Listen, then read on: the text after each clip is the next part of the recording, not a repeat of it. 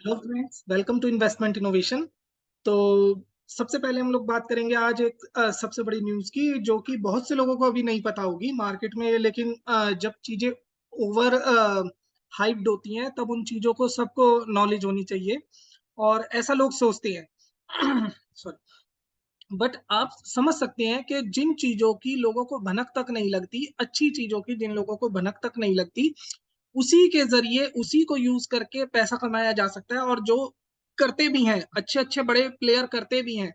तो आज आपको मैं बताने वाला हूँ एक कुछ ऐसी ही बड़ी न्यूज। तो देखिए, आप बहुत ध्यान से पूरी वीडियो को देखिएगा, तभी आपको एक आइडिया लगेगा। तो मैं स्क्रीन शेयर करता हूँ। जी। तो देखिए, बात करने वाले हम आज अडानी एंटरप्राइजेस लिमिटेड के बारे में। अगर हम बात करें अडानी एंटरप्राइजेस लिमिटेड के बारे में, अगर आप गूगल पे सिर्फ ये डालें अडानी ग्रुप न्यूज लेटेस्ट, तो देखिए सबसे पहले क्या आएगा। 6 आवर्स अगो ये न्यूज है, Adani group रीपेज 3 billion in pledges या बॉन्ड्स। तो कहीं पे भी ये न्यूज आपको मार्केट में मिली? नहीं मिली। क्यों? क्योंकि इन्होंने पेमेंट कर दी।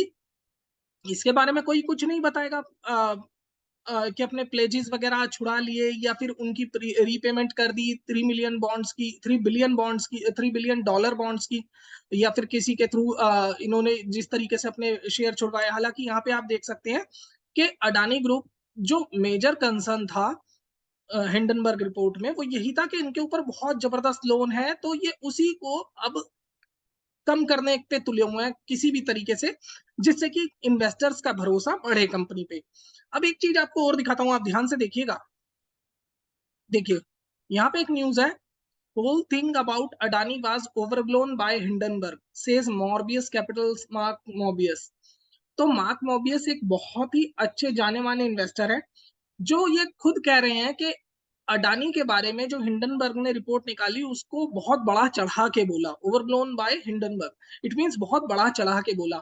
सारी बातें मानता हूँ कि कुछ बातें ऐसी हो सकती हैं जो कुछ लोगों को नहीं पता होंगी, बट क्या ऐसी चीजें थी जो सबको ना पता हो? क्या लोगों को ये नहीं पता था कि शेयर बहुत बढ़ चुका है, यहाँ से रिट्रेस होना चाहिए या यहाँ से एक करेक्शन आनी चाहिए, whether it was in time manner और it's in to the price manner? चलिए वो भी एक बार बात करेंगे। बट यहाँ पे अगर देखिए, यहाँ पे इस पैरा को आप ध्यान से पढ़िएगा। यहाँ पे देखिए, Mark Mobius, seasoned investor and founder of Mobius Capital, believes that the concerns around the Adani Ports to Energy conglomerate Adani Group were overblown by Hindenburg Research, the activist short seller who released a report about Adani Group just before, right before Adani Enterprises FPO in late January. ये सबको पता है। In an exchange with Business Today, the fund manager said, "My feeling is that probably the whole thing about Adani was overblown by Hindenburg Group. They have their own reasons for if you are shorting stock, you want all the bad thing hints to come out। मतलब अगर आप shorting position बना रखी है आपने market में, तो आप चाहोगे कि उस ग्रुप के बारे में जितनी भी बेकार से बेकार न्यूज है वो लोगों तक पहुंचाई जाए। But I don't think the report by Hindenburg were completely accurate and on target. इसका क्या मतलब है? देखिए, इसका सिंपल सा एक मतलब है। आप अडानी ग्रुप के चार्ट पे आए, अडानी एंटरप्राइजेस का चार्ट, ये बिल्कुल नीट एंड क्लीन चार्ट है। वीकली मैंने आपके सामने कैंडल खोल रखी है। ये वो पीरियड है जब अडानी ग्रुप का शेयर बिल्कुल एकदम धड़ाम से गिर पड़ा। मैं एक सेकंड यहाँ पे इसे जी हाँ, ये वो टाइम है जब अडानी ग्रुप का शेयर धड़ाम से गिर पड़ा और इसने ऑल टाइम हाई 4200 के आसपास बनाया था, और ये यहाँ से 1000 पे टच करा। लेकिन उसके तुरंत बाद अगले कुछ हफ्तों में ये सीधा सीधा यहाँ पे आके 1600-1700 के आसपास आके अटक गया, और आज ये 1850 रुपए पे क्लोज हुआ है। अगर हम बात करें मूविंग एवरेजेस की, तो देखिए, ये 100 EMI है बेसिकली। 100 EMI का मतलब है 200 EMI का मतलब है ब्लैक लाइन, 200 डे की एक्सपोनेंशियल मूविंग एवरेज। अगर आप 200 डे की एक्सपोनेंशियल मूविंग एवरेज को ध्यान दें, तो ये शेयर अपने EMA पे सपोर्ट ले रहा है, जो कि इसने कोविड के दौरान भी करा था। तो आप देख सकते हैं, अगर इस कंपनी में इतनी ही बुरी न्यूज आई थी, तो ये क्यों नहीं एकदम पाताल में समा गया, क्यों नहीं एकदम जीरो पे आ गया? चलिए, मैं मानता हूँ कुछ चीजें इसमें अच्छी भी होंगी जिस वजह से ये यहाँ तक रुक गया। लेकिन क्या ये नॉर्मल करेक्शन नहीं मानी जा सकती, या हिंडनबर्ग की वजह से ये करेक्शन मानी जाएगी? क्या अच्छी अच्छी कंपनियां अपने 200 एमआ पे नहीं आती हैं? दूसरी बात, अगर मैं बात करूँ इसकी फिबोनाची रिट्रेसमेंट के बारे में, तो जब से इस शेयर ने रिट्रेसमेंट ली है, ये देखिए यहाँ से इसके टॉप को हम देखते हैं। अब देखिए ये लेवल है 0.618 का, यानी कि बहुत ही हेल्दी करेक्शन इसे मानी जाती है। 618 की करेक्शन को अगर इससे नीचे कोई शेयर जाता है, तो डिसाइसिवली अगर जाता है, तो हम ये मानते हैं कि अगर भाई 0.786 से नीचे चला गया, तो वो बिल्कुल ही एकदम मरा हुआ स्टॉक माना जाएगा। अगर हम मंथली इसकी चार्ट लगाएं, तो देखिए मंथली लेवल पे भी अपने 100 ईएमए के ऊपर ही ट्रेड कर रहा है। मंथली लेवल की अगर मैं बात करूं, तो देखिए मुझे जो पर्सनल मेरी फीलिंग है वो ये है कि कुछ चीजों में ऑपरेटर इसी तरीके से सेंटीमेंट के साथ खेलेंगे आपके आने वाले टाइम में भी, और अभी भी खेल रहे हैं। तो जो रिटेल इन्वेस्टर है उसे बहुत ध्यान रखना पड़ेगा, उसे बहुत समझदारी दिखानी पड़ेगी।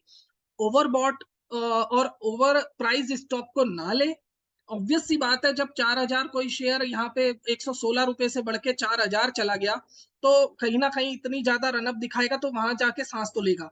और अब इसने यहाँ पे आके कूल ऑफ होने की कोशिश करी है, तो लोगों ने हिंडनबर्ग का नाम दिया या किसी भी वजह से ये कूल ऑफ हुआ। लेकिन ये तो इसका हक है यार, क्यों नहीं ये करेक्शन, टाइम करेक्शन में या किसी भी करेक्शन में आएगा? क्या रिलायंस का शेयर नहीं 7-8 साल तक इस तरीके से रहा? मैं आपको दिखा देता हूँ, just give me a moment.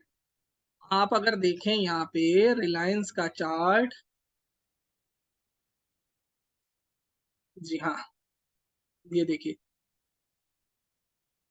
क्या ये शेयर अपने यहां से लेके यहां तक, क्या इस शेयर ने कोई भी रेंज आपको कोई भी वो रिटर्न आपको दिया? ये देखिए, ये तकरीबन 2856 दिन, यानी कि ऑलमोस्ट 8 साल सेम रेंज में घूमता रहा, इवन नीचे ही रहा, और कुछ रिटर्न नहीं दिया रिलायंस जैसी बड़ी कंपनी ने। तो देखिए ये डिपेंड करता है कि किस तरीके से आप मार्केट को अप्रोच करते हैं, किस तरीके से आप मार्केट में काम करते हैं, समझ के साथ काम करते हैं। कोई कंपनी अच्छी बुरी कुछ नहीं होती, सीधी सी बात है। किसी भी कंपनी में पैसा लगाने का एक टाइम होता है, और पैसा निकालने का या प्रॉफिट बुक करने का भी एक टाइम होता है। अगर मैं बात करूं यहाँ पे अडानी एंटरप्राइजेस की, इस टाइम पे जो मार्केट की कैपिटलाइजेशन है 2,10,000 करोड़, और यहाँ पे ये धीरे धीरे अपने डेट को भी कम करते जा रहे हैं। बट अगर मैं बात करूं आप इसके फाइनेंशियल लेवल की, तो देखिए एक चीज आपको दिखाना चाहता हूँ। क्या इन्होंने डेट जो लिया वो अपने घर में रख लिया? यहाँ पे 12,000 करोड़ की अगर बोरोइंग थी, यहाँ पे 16,000 करोड़, 41,000 करोड़, और 41,000 करोड़ सितंबर 22 में 41,000 करोड़ थी। तो आप ध्यान से देखिए यहाँ पे क्या इन्होंने कैपिटलाइज नहीं करी है इसे?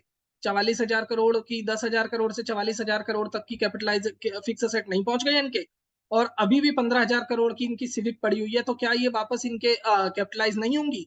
60,000 करोड़ की अगर फिक्स असेट लगेंगी, तो क्या प्रॉफिट उसी हिसाब से जनरेट नहीं होगा आने वाले टाइम में? क्या बिजनेस में कोई चेंज हुआ है, या किसी भी तरीके से फंडामेंटल्स में कोई चेंज आया है? तो आप उस चीज को देख के, ध्यान में रख के ही कोई स्टेप उठाए। और बहुत ही इंपॉर्टेंट कि मेरी किसी भी तरीके से डिस्कस करे हुए शेयर को किसी भी तरीके की बाय और सेल रिकमेंडेशन ना माने। ये सिर्फ एक केस स्टडी के तौर पे मैं आप लोगों के साथ शेयर करता हूं, जिससे आप लोग समझ के साथ और समझदारी के साथ आगे बढ़ पाए और मार्केट में अच्छी तरीके से ट्रेड कर पाए। किसी के बहकावे में आके ट्रेड करना या पोजीशन बनाना या पोजीशन काट देना सही नहीं है। हमेशा ध्यान रखिए, अपनी कन्विक्शन होनी चाहिए, और उसके बाद सबसे बड़ी बात है, अपनी कन्विक्शन पे पूरा भरोसा होना चाहिए। अगर मैं बात करूं शेयर होल्डिंग पैटर्न की, तो यहां से देखिए, क्या एफआईआई ने यहाँ पे खरीदारी नहीं करी है? बताइए आप, डीआईआईज ने, एफआईआईज ने खरीदारी नहीं करी है। और यहाँ पे पब्लिक अगर इतना ही बेकार था, तो पब्लिक ने यहाँ पे देखिए, यहाँ पे भी ये 3% पब्लिक की खरीदारी है। यहाँ पे अगर 2% की बात करें, तो यहाँ पे 3.5% तो पब्लिक की। तो पब्लिक के पास तो यार शेयर ही नहीं है, बेचेगा कौन?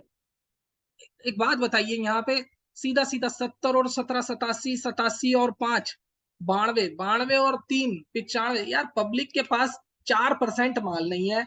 और उसे गिराने के लिए, मतलब उसे खरीदने के लिए, इस तरीके की न्यूज आती है कि सब बेच दो, खत्म कर दो, बस सब खराब हो गया, खत्म खात्मा हो गया इस दुनिया में।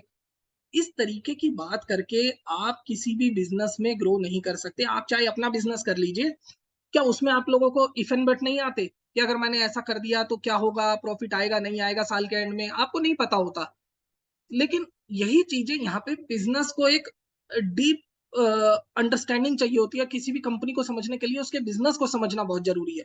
तो देखिए, शेयर बाजार को सट्टा बिल्कुल ना समझे, उसमें कंपनी में इन्वेस्ट करने से पहले उसको अच्छी तरीके से समझे, उसके बिजनेस को समझे, उसके मैनेजमेंट को समझे, उसके कॉर्पोरेट गवर्नेंस को समझे, और हमेशा इन चीजों को ध्यान रखें। और सबसे ज्यादा इंपॉर्टेंट, उसके फंडामेंटल को समझ के ही उसमें इन्वेस्ट करें। तो आज के लिए इतना ही। Thank you so much. अगर सब्सक्राइब नहीं करा है तो सब्सक्राइब कर लें। आगे भी मैं इस तरीके की वीडियोस आपके साथ शेयर करता रहूंगा। तब तक के लिए थैंक यू।